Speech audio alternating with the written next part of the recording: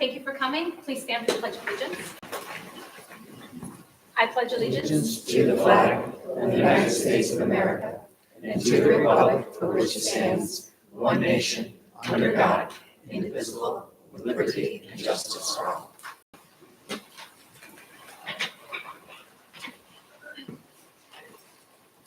And we have no requests to speak at open forums, so we're going to move forward with our New Vision Education Program. Thank you. And just before we transition to that, Mrs. Race, I just want to say thank you so much to you and the Project Lead the Way students for being here and providing our gallery walk and sharing the authentic learning experiences. So thank you to your kids and thank you, Mrs. Race, for being here.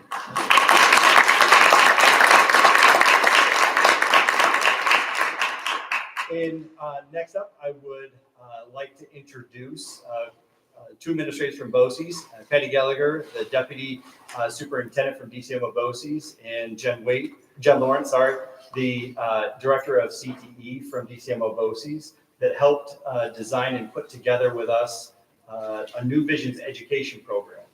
And then the next up, I'd like to introduce Ms. Gabby Patterson, who is the teacher of the New Visions education program, who is here tonight to share where they are at as a education platform program that is really the third year initiative of the teacher pipeline project that we have with SUNY Oneonta.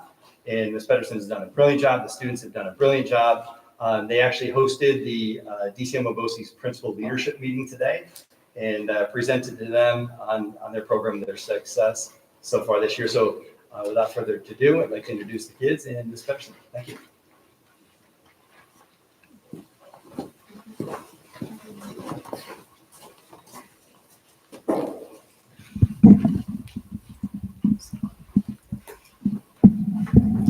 Thank you, everyone. Thank you, Board of Education, for allowing us to be here today.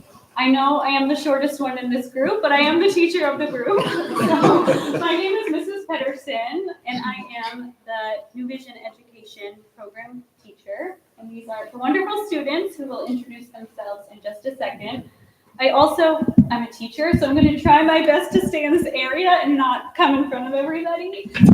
Mr. Bullock kind of already stole my thunder, but I just wanted to start before I let them take over. I just wanted to start by first thanking the Board of Education here at Sidney, as well as all the administration. This would not be possible without the joint effort of Sidney, DCMO BOCES, and Oneonta. And just like Mr. Bullock said, all three of these organizations recognized a need. It is no surprise to anybody that we are facing a national teacher shortage, and our rural area is especially feeling the effects of that teacher shortage.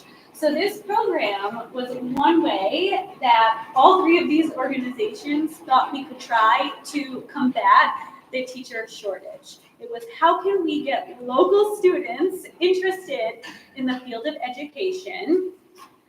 And then the goal is to hopefully have them go to SUNY Oneonta, although you'll see not all of them are. But even if they don't go to SUNY Oneonta, hopefully they come back to live, work, and play in this area and support the teaching profession that is in such great need right now. So, I have to thank one more group of people, and there's so many of them here tonight because they're receiving tenure, which is so important. But we, of course, have to thank the teachers here at Sidney. You'll see that these lovely students have done rotations in a lot of different school districts, but because we are housed right here at Sidney, the teachers have been so gracious, and they have opened their arms to all of these students, even when I have needed to find last-minute placements for students because something fell through. They have been so gracious in opening their doors and letting us do so much for them. So thank you to all the teachers that are here right now. So now, without further ado, I'm going to stop talking, and I'm going to turn it over to them. Hi, my name is Sarah Crowley. I'm a senior. We all are. And I'm part of the New Visions Education Program. And I'm looking to go to Buffalo State University in the fall and complete a 4+1 for my master's and bachelor's in ESL education. I'm Ace Hodell, and I go to Sidney High, and I will be attending SUNY Oneonta. My name is Kaylee Mundy. I also go to Sydney, and I'll also be attending Oneonta. My name is Sydney Elmendorf. I go to Franklin. I'll be attending Russell Sage. My name is Abby Gregory. I'm also from Franklin, and I will also be attending SUNY Oneonta. My name is Jaden Ingham. I'm from Bainbridge Guilford, and I plan on attending SUNY Fredonia.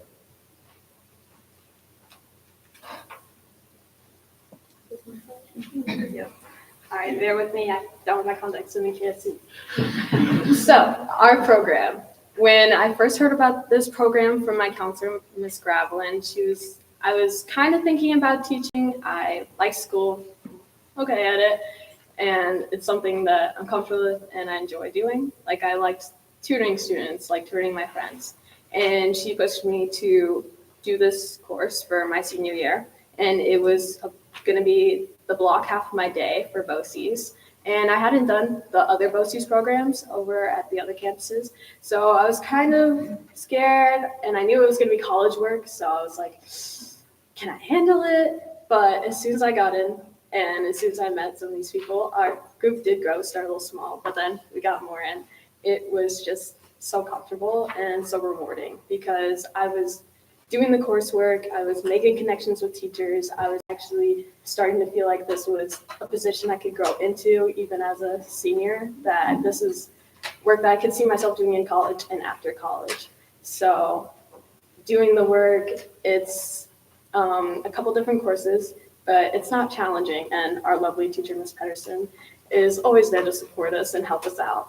And my favorite thing is just going to class at the end of the day and so happy to do our daily check-ins and have our fun conversations and talk in depth about topics that maybe we don't touch in Sydney classrooms, but also getting experience that with other peers from other areas. It's really connecting. So hope to see more kids come through this program next year after us. I once called us the founding fathers and they laughed at me.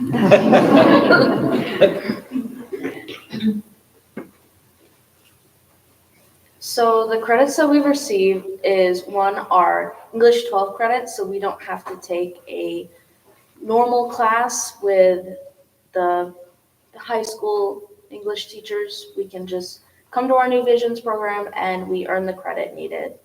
And we get 2 career and technical education credits. We get our education coursework, which we take Education 1060, the Foundations of Education. That's 3 credits. We take EPSI 2040, Childhood Growth and Development, which is 3 credits. Gen Ed coursework, ours is Comp 1000. It's just a composition credit. There's 3. And we take Communications 1400, which is a public speaking credit. Alrighty, so as Ace mentioned, the college credits and the high school credits, obviously you can't get those without actually taking the class. So for our fall semester, we are doing Composition 1000. Yeah, Composition 1000 and then Education 1060. So our Education 1060 was going to be 2 days, and that was going to be our Wednesday and Thursday. And our composition class was only on Tuesdays. And the other time we were spent in classrooms, that was going to be on Mondays and Fridays, getting that classroom experience. And then moving on to the spring semester, right now we're doing educational psychology. That's going to be on our Mondays and Thursdays. And then we have our public speaking class, which is on Wednesdays, which is today. And we now have our rotations. That's going to be on our Tuesdays and Fridays. So the different things we do with our education program. So we're going into this program for teaching. There's so many different things teachers do outside of just teaching in the classroom. And we as a class helped actually pick up some of those little tasks that the teachers had to do. So we did a lot of bulletin boards in the beginning of the year. We've spent multiple class periods just cutting laminated paper for those teachers that didn't have the time or just didn't have the energy to do it.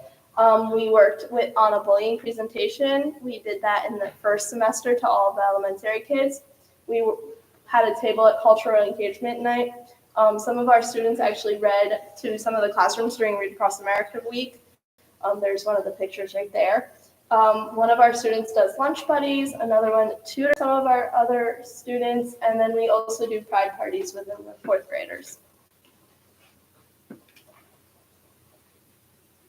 What we love and what we've learned. So what are you going to do in your future? What did you think you were going to do, and now what are you going to do? Great question. And Mr. Stenza came to us with this question originally. I was thinking of going in for music or maybe history. I really enjoyed the chorus program and I liked music and singing. And I also knew that I was pretty good at history foundationally. And after going through the same Civil War, another war, a couple of years in a row, I was kind of starting to understand that. But moving into the New Visions program and getting my first placement, I did a first placement with Miss Kelly Palmer, the elementary music teacher, and I just really found out that I just did like elementary kids. I thought I wouldn't, you wouldn't think so, but I'll do you one better. I even like middle schoolers. Not high school though, which is kind of the opposite of what I thought I was gonna do. But I also did another rotation with Mr. Gray, our ESL teacher. I've known him for a long time. He used to do the Green Thumb Growers program. So I always knew him, but I didn't really know what his second graders and juniors. I liked the K through 12. I liked the social learning. I enjoyed like reaching out to the parents, and especially at a time like this, I feel like this is a space I can move into and help a lot of students who experience similar struggles like me in their learning. I thought I wanted to be a science teacher. Yeah, no. So going through the program, I shadowed a few, I wanted to do elementary, still do. I shadowed a few elementary school teachers, and I just don't think I like full group setting. So I decided that I wanted to go in for school counseling and one-on-one emotionally develop young kids, because that's something I struggled with when I was younger. I needed the connection and the support from counselors, and that's what I want to do. I, going into this program, did not know what I wanted to do, unlike these two. And after staying in multiple different rotations with a lot of different teachers, I had art classes, I did PE classes, I stayed in on health classes. It really planted my feet in the ground when I got to realize that health education and physical education is really important to me, and getting to see all these different teachers and how they take part in their classrooms and make connections with their students was something that I knew I really wanted to be a part of. Walking into this program, I already had classroom experience, and that led me into my decision of wanting to work special ed. Through this program, I've worked in multiple different special ed classrooms, regular setting classrooms, and I've really set my feet in the pathway towards special education in the BOCES setting. When I started this program, I knew I wanted to teach high school English, but there was a little part of me that wanted to maybe do early childhood, which is very different. And so I did do some early childhood rotations, and I learned that little kids like to touch you a lot. That just is not my thing. So I definitely decided on high school English because I know I'll get touched a little less. All right, so coming into this program, I originally thought that I wanted to be a high school band director or a college wind ensemble director. However, I learned that working in a large group setting of like 100 kids is, they don't all listen. So maybe that's not exactly for me. So through that, I learned that I wanted to join law enforcement and go into law enforcement, which is a complete 180, which figured that out walking into the guidance office telling them that. As for the favorite part of my program, I still do enjoy working with kids and stuff. But I think my favorite moment was I was on a rotation with Mr. Jacob, the high school choir teacher, and there was this one student, it was middle school, general music class, always came up to me with $1. And he always would ask me every single day, 2 days a week, if I can get him a McDonald's cheeseburger. And it was the most random thing, but it made my day. Speaking of things that we all love doing in this program, what do you guys love doing? I know. I have to say that my favorite memory of all time was in my ESL rotation with two kindergartners, Javier, and it was Miss Leroy's classroom, and I got to walk with him to gym, play with like him toys, and it was such a great group of little kids, like so quiet, so ready to listen, and they were not throwing tantrums and not crying, and when they were ready to get back up. And one time I knew it was towards the end of towards the end of my rotation, I wouldn't be seeing Javier again, and I'd like say bye, and he would always make me run a lap around the gym with him at his little kindergartner speed, and he was like, I'll miss you, and it broke my heart. So that stays with me. What I really love is our classroom setting. Even when we're not in on rotations, our lovely Miss Pedersen makes learning and doing all this hard college coursework so easy and so enjoyable.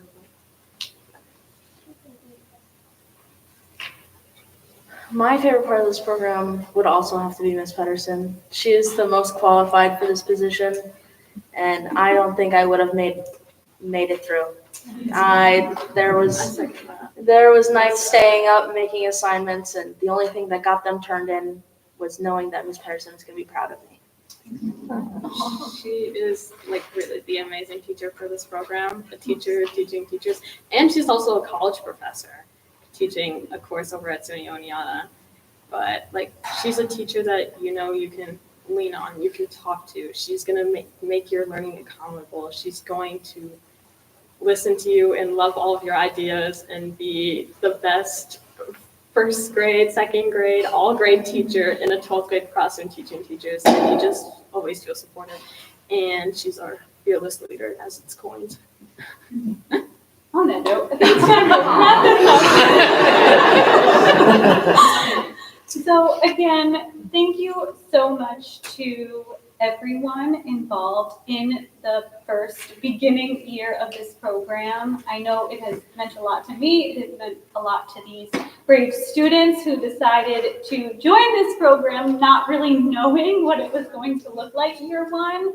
And we're just so grateful to everyone at DCMO BOCES, so grateful to everyone here at Sidney, and we hope we can continue this partnership. And again, you Sidney teachers, you have been so amazing, so gracious, and we cannot thank you enough. Thank you, everyone. Thank you.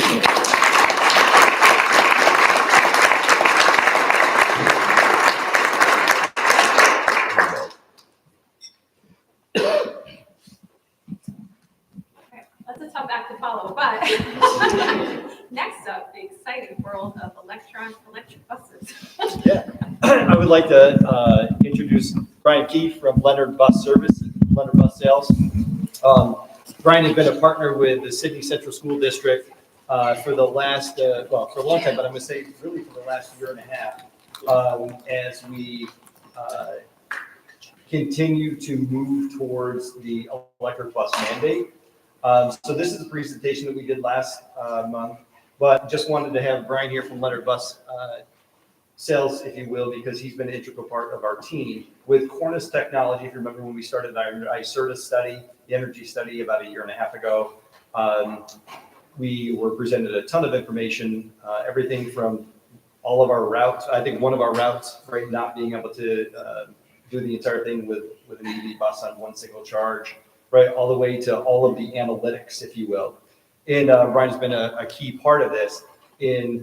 Just very proud of the process that we've done, right, for the last year and a half, is trying to educate ourselves as a school and as a community as we move forward this. And just, trying to provide opportunities for people to learn. Thank you, Mr. Miller and Ms. Green for being at the Transportation Center tonight. Brian was gracious enough to bring a bus. This is the third time now on campus for this year.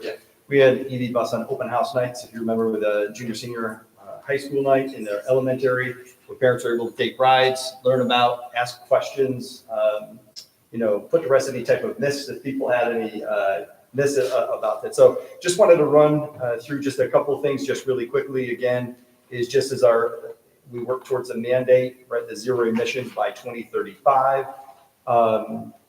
And what the Sidney Central School District qualified for is Brian's well aware of, as he helped us with a nice sort of study. It's because the Sidney Central School District is a high needs rural district, we qualified for the maximum rebate amount through that study, up to $196,000 for a 64 passenger and $152,000 for a 24 passenger. Those are the two EV buses that we're going to get. I should pause there for a minute. I'd like to introduce Mr. Russell, too, our head bus driver that has been an integral part of this process of building diesel fleet plans to get us to 2035, helping build EV plans and collecting data. So, Mr. Russell, thank you very much. I should have introduced you before, and I apologize. We also qualified for up to $65,000 for each level 3 charger, so a maximum of $130,000 for the chargers. That's the chargers themselves and installation. That is a 1-for-1, so we pay it ahead of time and then we get refunded back up to $130,000. The chargers were estimated, quoted at $30,000 a piece. They are a level 3 charger, and I believe they're a 60 kilowatt, if I'm not mistaken. 60 kilowatt, yeah. Yep. And then install, we're assuming about $25,000 for the total for both chargers. Again, that is reimbursed up to $130,000, so we'll be well within that. Brian, chime in wherever I miss. No, this is great. And we really try to do our homework with making your job easy, really try to do our homework is like what might community ask, right? And Brian has been great with. We stole some other models of other districts, right, that worked through this process maybe a year ago that maybe had more bumps and bruises than what we did. We learned from them. But we try to put together information where questions came about, right? How much does it cost? How much do they weigh? And Ms. Green, you had that question tonight, like how much do they weigh? Do you remember, put you on the spot, do you remember how much more the EV bus weighed than the diesel bus? Do you remember? 28. Yeah, 2,800 pounds. 2,800 pounds. So that And I was so close on enrollment, I just can't believe That's it. So weight can vary. I know that's a kind of a hot topic thing for people, is they weigh so much more what people think, but they really don't. 2,800 pounds is about actually a bit higher than normal. Usually looking around like 1,500 pounds, 1,800 pounds. It depends on the options, et cetera. You got the bus, but when you're taking, in fact, you're taking out the interblock, the transmission, you're taking out all those like core heavy metal things, the 100-gallon fuel tank in the back. So that's why these buses aren't as heavy as most people anticipate, because the reality of it is it's really carved out a lot from it. So thanks.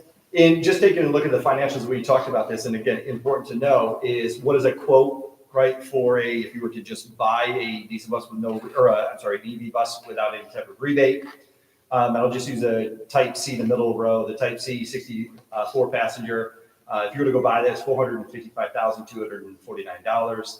We get a rebate because we are a high needs rural school. That is the max rebate on one of those buses, $196,000. So the district cost, if you will, is $259,249. And if you're going to compare it to kind of apples to a diesel bus, it's about $175,000. So not significantly more when you're looking at buses. And you can see the chargers in the 24 passenger one. But I do want to point out of that district cost, if you will, that $416,667. An important piece to know that is that Sidney Central School District qualifies for 90% transportation aid, right? Because we are a high needs rural district. So we get 90% back on our transportation expenses. So 90% of $416,000 is $375,000, which we would get back in state aid over the course of 8 years, right? Transportation expenses are paid back over 8 years, about the life of a bus, right, Mr. Russell? About 8 years is what a bus is lasting. That's why there's an 8-year aid payment back on that. So if you really look at that over the course of 8 years, right, at the end of the potential lifespan of that bus, right, the real out-of-pocket expense to the district is less than $42,000, right? So, and that's for both of the buses. So just this is a kind of a no-brainer, if you will, when you're talking about the opportunity for the rebate and the state aid. And that's the biggest thing right now is we don't know if there's going to be future rebates coming in. So luckily Sidney took advantage of it to get ahead of that, to make sure they can get as much money off of that price as possible. Because you saw the prices for EV buses are a lot more money. But as you see with the grants, the 90% state aid, it helps you guys out tremendously. So this is actually a really good time to get into the EV world. Plus, it is mandated by 27 can only purchase EV buses, and actually anything EV that transports students in general as well. So getting ahead of it now is actually really good to do that. And I think too, sorry, Jason, Mr. Mel. So it looks like with the 90% and everything, the difference on a 64 passenger bus is only about $8,000 over 8 years. Mhm. Ongoing costs, like, 100-gallon fuel tank versus 3-hour charge. Mhm. Any idea, do you have any data on what the 3-hour charge costs versus, diesel for a complete bus run? There are a couple of schools who have been collecting data, Downsville being one of them. They were one of the first ones to get an EV bus. Johnson City's been collecting data. I'll have to connect with them specifically, but from what I've spoken with Jerry at Downsville, he says it's actually equivalent, or if not actually less, for fueling essentially with electric versus diesel. But again, he has more of that data than I would. The EV world is still surprisingly very new for school buses. I've had people ask us before, like, what happens in the future when we go to trade it in? We don't know. It hasn't happened yet. So we'll find out. But there are a lot of opportunities for these buses. Already talking about outfitting them and getting them ready for trades. But that's a whole another story. But yeah, pricing wise, like it's really comparable to how diesels are right now. Okay. And I think too, one thing, just working with Brian at Cornish Technology is the bigger benefit that is a quiet bus run, right? And reducing your carbon footprint, right? It's about a wash when you're talking about utility, right? But that was a big push. But I think our plan moving forward to this is we've learned a lot, right? It's through this process, and I think that was intentional. And what Sidney Central School District's plan is to use the 64 passenger and the 24 passenger buses on a variety of routes, right? Let our drivers drive them, let our mechanics play with them, let our kids ride them. We're going to test them on a bunch of routes. We're going to test them in different weather conditions, temperatures, and just see how they perform. There's a tremendous amount of data that comes with the software packages that you can do all of your analytics, right? What works, what doesn't work, maximizing off-peak charging time, right? There's a lot of different things that can be done with this. And what's nice about the process we're doing is we get 2 buses, a big one, a small one, because we use a lot of small buses, the 24 passengers. We use like 3 or 4 a day, right? If I'm not mistaken, Ms. Russell, right? So why not practice with both of them? So that's what we're really going to do, almost like a student conducting a science experiment, right? We have our hypothesis going into it. We're going to collect some data to see how they perform, and then be able to make some educated decisions moving forward. So and that's what you guys been, you've been really strong in. Is Sydney is, even in Doug here and everyone else in Sydney has been really good about really researching this, because before with diesel buses, we would come in, you say, here's the options I want, you sign a quote, and your bus comes to you like next year. With these, everybody's involved, you have IT involved, everyone's just involved with this. It's such a big task to take on. So EBID's been very good about reaching out to other schools who have EV buses at the time, working with us directly. So crossing all the T's, dotting all the I's kind of thing. So, this bus, when it does come in, Sydney will be definitely ready for it. And there's a lot of opportunities here for them. And I think we were talking about at the garage that with the heavier weight and the way it's distributed a little bit more even throughout the bus, not just in the front end, basically, they may be better in the snow. Yeah, they are safer in the snow because the weight distribution is a lot better. The batteries are spread between the door that you enter to the rear axle versus where, like you're saying, you had the big engine block up front, 100-gallon fuel tank in the back, which eventually will deplete. So you're going to have like this empty space in the middle, which allows your bus more like a fishtail. Will it prevent everything? No, it's just the reality. It's a vehicle, but it will help out tremendously in that aspect. And I think just tonight was a great testament to that, where a bunch of our drivers were able to take the bus out. And one driver wanted to go to Butts Hill. Anybody live on Butts Hill Road? All right. So there's some really nice bumpy road, and where kids in the back are on the back of the bus. So Mr. Russell, the bus driver sat in the back of the bus and went across the road to see what the experience would be for kids. And it was a smooth ride across that road. Smooth. And driver's comments tonight, just talking with them, the reporter, the Walton reporter will do an article on this for tomorrow. But some of the drivers reported, be like, oh, I couldn't believe the torque. Wow, I couldn't believe how awesome the braking was. Couldn't believe how quiet the bus ride was. So just the point of that tonight was, and Brian afforded us this opportunity again, was to get our drivers to be able to drive it, right? To have our mechanics be able to put it up on our lift, see the underneath, right? See that it fits on a lift, see that the lift lifts it, right? And for community members to come out and see it. So that was kind of the point for tonight, is just another educational opportunity. So just thank Brian and Leonard Bus for being able to do that. There's been a lot of great feedback from schools who had DD buses, from the school, the drivers, and the community themselves. No complaints from the community. There's only been one complaint that I've heard of, and I've talked to you about this before, is Johnson City has an EV bus. They have 3 more coming in, but they had a parent call in because their kid missed the bus because they didn't hear it comes to the house. So that's the only complaints we've had. It's been a tremendous help for schools. Like Johnson City has told us they've had students who have sensory issues where it's 9-day difference now because they're not having a loud bus on there. You're going to go on there, you can study and read because it's silent on the bus. It's much quieter. Drivers can be in a more safer environment because they can hear all the way to the back of the bus now versus we're having to scream over the kids. So there's a lot more advantage to these buses, and we always encourage, when we have these community events, definitely come out, check it out, because it's definitely a cool experience to check out. Yeah, and the next steps are, it will be a second proposition on our budget vote, in addition to the annual budget. On there, you will see the way that the proposition reads is 2 EV buses, 164 passenger, 124 passenger, not to exceed the amount of the $416,000 that the out-of-pocket expense for the district after the rebate. So that's how the proposition